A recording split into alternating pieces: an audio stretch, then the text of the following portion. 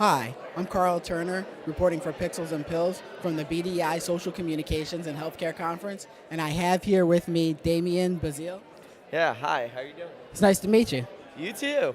So what brings you to the conference? Well, I run a group with two of my partners, Brett Petersell from Mashable and David Weiner from PR Newswire. We're a sponsor. Our group is Digital Somethings, and it's a group of digital influencers in a variety of fields.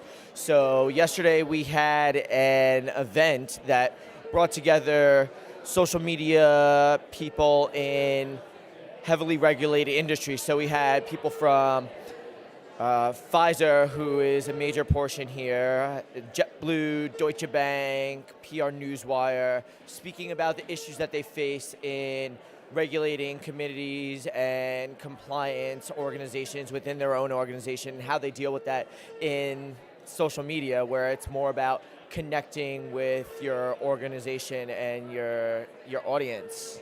So you're moderating a group today. There are a few roundtable sessions, and you're going to moderate one of those. What do you think are going to be the issues that people will be discussing within your roundtable, and what issues are you going to present to your roundtable group?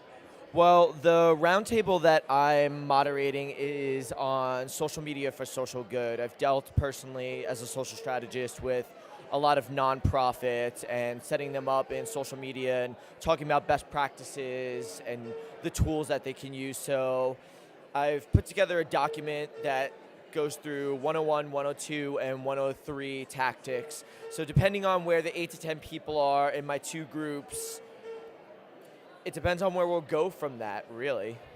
Now, in terms of FDA guidance, and you know that the FDA is probably in the process of formulating guidance. That's a speculation right now. How do you think that that's going to change the landscape based on what you know about what the FDA might be putting together and how you think guidance will come down?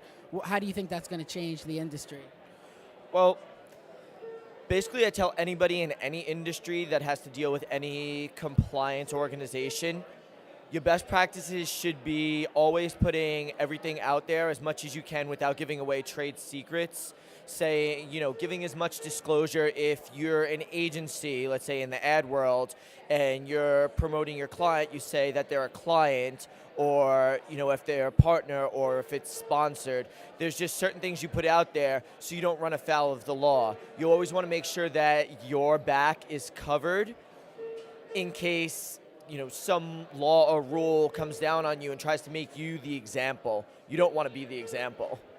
Now, in terms of the conference and the speakers you've seen so far, has there been anything that really resonated with you or anything that you're looking forward to hearing from any of the other speakers?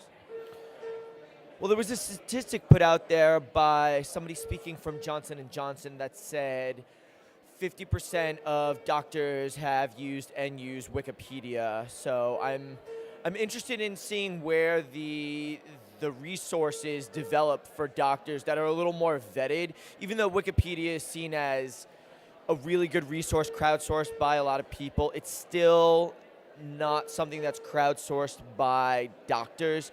That's an institutional resource. Within 3 seems really interesting as far as bringing a social media community to an institution on the inside and having to own that and white labeling that. So it's a lot of interesting things going on here.